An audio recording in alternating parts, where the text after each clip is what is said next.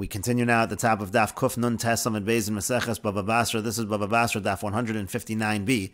On the previous Amud, the Gemara was suggesting that when a grandson inherits from his grandfather, it is not a direct inheritance. Rather, he's really inheriting through his father who has already died.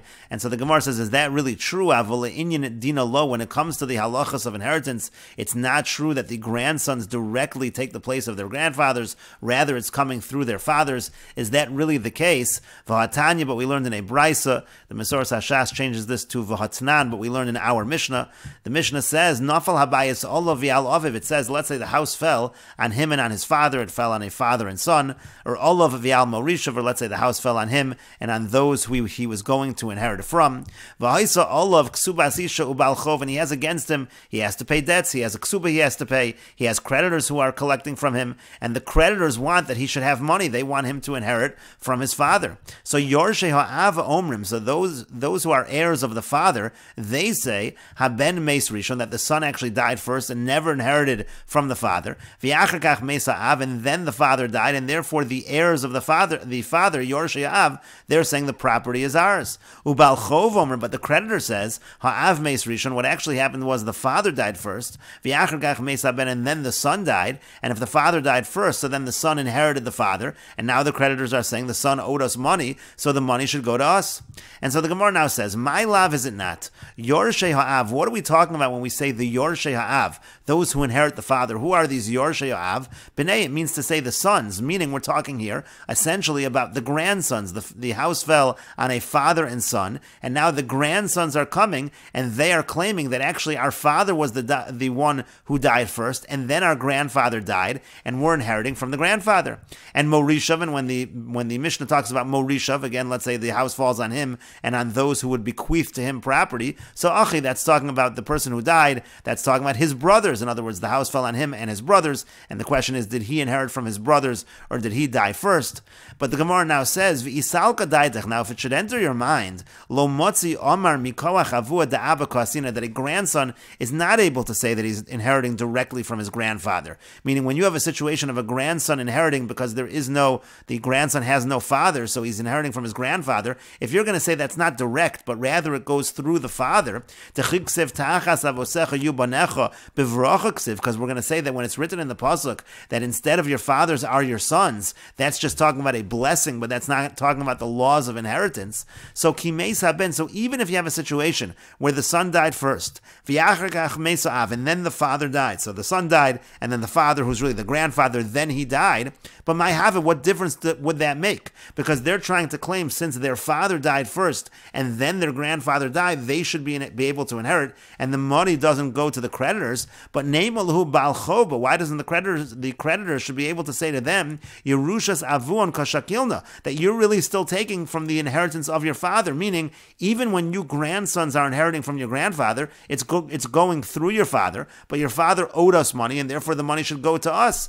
And so therefore it would seem from the Mishnah that really the grandsons are inheriting directly from the grandfather. That's why they have a claim. That's why they are able to say that if our father died first and then the grandfather died, we get the money and not the creditors. But if it's running through the father, then really the creditors should have a claim no matter what. And so the Gemara says, no, that's not necessarily what the Mishnah is saying. It could be that the Mishnah is not talking about grandfathers and grandsons at all. Rather, Yorshei Av, when we say the heirs of the father who died, what we're actually talking about is Achiv. We're actually talking about his brothers. And what's actually going on over here is the brothers are saying that what happened is our brother died first and then our father died. And of course, we inherit directly from our father. And then we don't have to worry about the creditors of our brother who died. If it would be the other way around, if some portion of the property would go to their brother, that portion would be able to go to the creditors. Therefore, it has nothing to do with the situation of a grandson from a grandfather. And if you're going to interpret that way, that Yorshei Av is the brothers, so Morishav, so then when the Mishnah had a case where the person died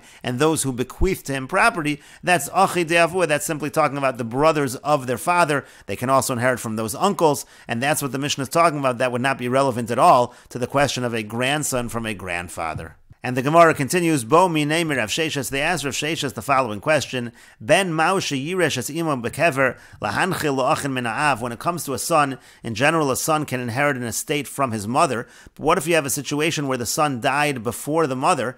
And so then the question is, the estate of the mother, does that go to the son, so to speak, to then go to the heirs of the son, which would be his paternal brother? So you have a situation over here where all of these brothers have the same father, but they have different mothers. And so the question is, can this son inherit from his mother even though the son is no longer alive, but now the estate will now transfer to his paternal brothers? Or do we say that a son only inherits from his mother when he's actually alive? Amar Lahu Rav Sheshes said to them, Tanisua, we have the answer to this question in the following brisa. Ha'av shenishba, let's say you have a situation of a father that was captured, umeis beno b'medina, but his son dies at home, dies in the province, uven shenishba, or the other way around, the son is taken captive, umeis aviv b'medina, and then the father dies in the province, dies at home. The point over here is, we don't know which one of them died first. So Yorshei Ha'av Yorshei Haben Yachloku, so the heirs of the father and the heirs of the son, they're arguing about the estate, they should divide it. That's what the Brisa says. The Gemara now says, Hey Chidami, now what exactly is the case? Ilema Kediktani. Now if you're going to say that the case is exactly what it sounds like, we're talking actually about a father and a son, and we don't know who died first. So Hai Ninhu Yorshei Ha'av, Hai Ninhu Yorshei Haben, who are these heirs of the father and the heirs of the son? Isn't it all the same people? The people who are inheriting from the son are also inheriting from the father. You inherit from a father, you inherit from a grandfather. It's all the same. So who's arguing over here? Elalav, rather, is it not? Hachikamer, this is what the Brisa means to say. Av shenishba umeis ben bito b'medina. The case over here is, you have a father that was captured, and then the other person who died is the son of this father's daughter. So you have here a situation of a son potentially inheriting an estate from his mother. Uven bito shenishbor. Let's say you have the other way around. Let's say you have the case of the grandson, again, the son of the daughter is taken captive. Umeis avi imo b'medina. The father of his mother dies in the province. Again, so you have a situation of a grandfather and a grandson. We don't know which one died first, but it's specifically a case of a grandfather and a grandson where there is a daughter in between. Essentially, you have a situation of the grandson potentially inheriting from his mother. You don't know which one of them died first. So so now you have heirs of the father. The father has his own Yorshim, and then you have also Yorshei Haben, the son. He over here has distinct heirs. So what they do is they split it.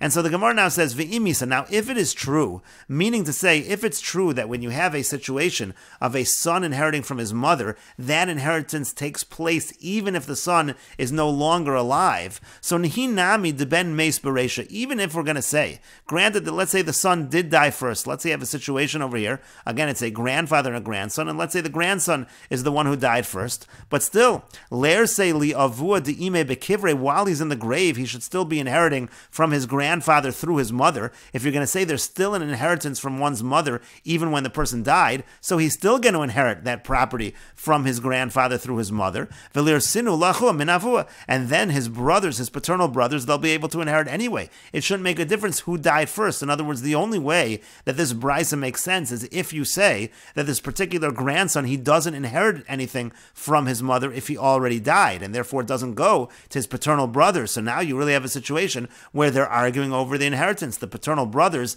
they want to suggest that actually the brother, the son of this son, their paternal brother, actually died first. Therefore, he never took any of the inheritance. It never went through his mother, and it never came to him, and instead it goes to them. And of course, the heirs of this grandson who died, they say no. What actually happened is the grandfather died first. Then these heirs, they're saying this particular grandson then inherited through his mother, and then we get the Yerusha. That's the only way this makes sense. And so that's why the Gemara says, rather, don't we see from here, Ein haben yoresh es imo bekever lahanchil lo'achin me'av, that a son does not inherit his mother when he's already in the grave, that now his paternal brothers should be able to inherit. That's what we seem to see from this brisa. Essentially, we see from this brisa that a person only inherits from his mother while he is alive.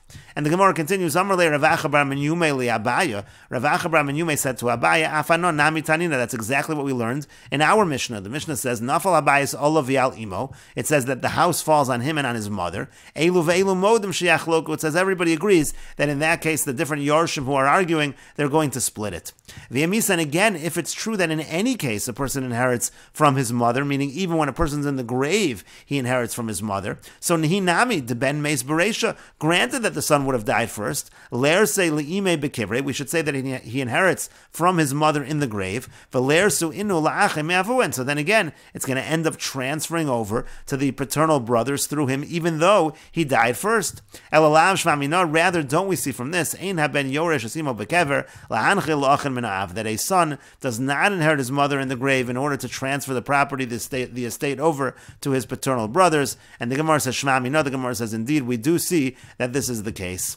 And the Gemara says v'tayim amai. Now, what is the reason for this? Why is it that we say that he doesn't inherit when he's already in the grave? Amar Abaya says nemra siba beben. It talks about a transfer of property by a son. V'nemra siba bebal, and it talks about a transfer of property by the husband. This is talking about the fact that you can have situations where property can transfer from one shevet to another shevet. Let's say a woman marries a husband from a different shevet. Now her estate is going to be able to transfer to that other shevet. You can have the same thing when a son inherits from his mother. It can transfer to another shevet. But we compare the two. Masibo hamur bebal, just like this transfer of estate that's spoken about by a husband. Ein habal yoresh esishto bekever. The halach is a husband is not able to inherit from his wife when he's in the grave. Afsibo hamur beben. So too the same thing by the transfer of the estate by the son. Ein haben yoresh es imo bekever lahanchil liochin min ha'av. A son is not able to inherit from his mother when he's in the grave in order to transfer the estate to his paternal brothers. And the Gemara continues, there was a person who said to his friend, I'm selling you all the property that I have that's from Bar Sisin.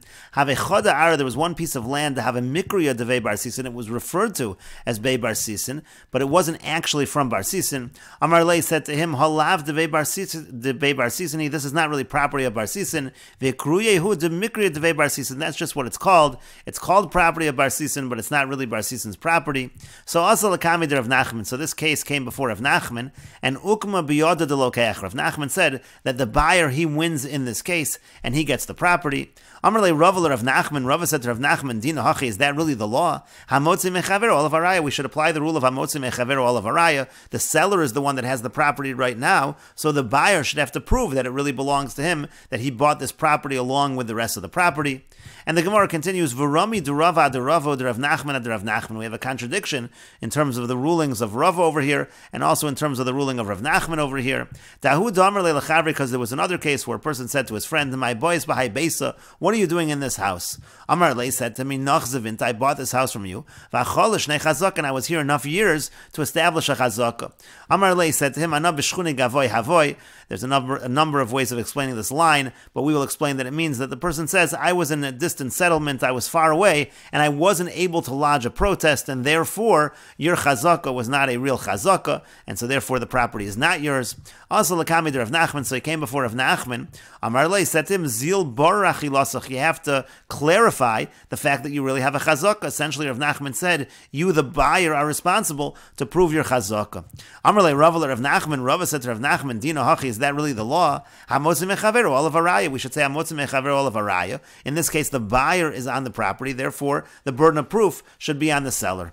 And the Gemara says, Kasha de Rava, de Rava, de Rav Nachman, de Rav Nachman. We seem to have a contradiction within Rava and a contradiction within Rav Nachman. Now, in terms of Rava, the contradiction within Rava is whether he's taking the side of the buyer or the side of the seller. In the case of Bar Sisin, Rava was saying Hamotzi mechaveru olav haraya, and the property should stay with the seller. And here he's saying Hamotzi mechaveru olav haraya, and the property stays with the buyer. And so the Gemara answers very simply, de Rava lo kasha. When it comes to Rava, it's not a contradiction at all, because hacha mocher kaibenich. Say here we're talking about a case where the seller is on the property. That's the case of Bar Sisin. The seller has the property, and that's why he wins when we say Hamotzi mechaveru olav haraya.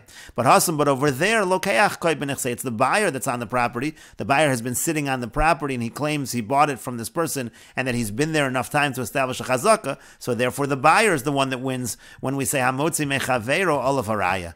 And the Gemara continues, Rav Nachman ad Rav Nachman lo kasha. Also, when it comes to the contradiction of Rav Nachman, it's not difficult also. Because over here, in the case of Bar Sisin, Kevon do Amar le Devei Bar Sisin, since he said that I'm selling you all the property that's Bar Sisin, Umikriya Devei Bar Sisin, in this particular piece of property, we know that's what it's called. It's referred to as Bar Sisin. So Aled Didei Rami Legaluya, the Lav Devei Bar Sisin. So Rav Nachman said it's the seller that has to prove that it's not Bar Sisin. Otherwise, the assumption is, and the presumption is, that the buyer is the one who wins the case. That's what Rav Nachman said over there. But over here, when we're talking about the situation where the person is on the property and saying, I bought it from you, and I've established a chazaka, lo yehei ela denakit shtar, that's no different than a person who would come, let's say, with a document, and the document is proving that he's the owner. Milo amrinan like hayim shtarcha v'kum benichse, don't we say to the person, you have to certify your shtar and then you get the property? And the same idea over here, essentially the certification is, you have to prove the fact that you really have this chazaka. And the Rashbam says, Ahu damar lechavre hakol perashnu becheskas habatim barosho. The Rashbam says, this was already explained, this is a repeat of a sugi in cheskas habatim, which we explained over there. V'agav grora demayri masnisim benechasim becheskasan, since over here we're dealing in the mission of property in terms of chazak, in terms of what status it's in, whose possession it's in, so nakat lehacha, that's why we bring these stories, these halachas over here. Hadran halach mishameis, we will return to you parak mishameis. This is the end of the 9th parak of Meseches Bava Basra. If you're enjoying these videos and this channel, please like, share, and subscribe, and take a look at the description box below to see how you can support this channel. And in the next video, we will begin on Daf Kuf Samech Amar Aleph in Meseches Bava Basra.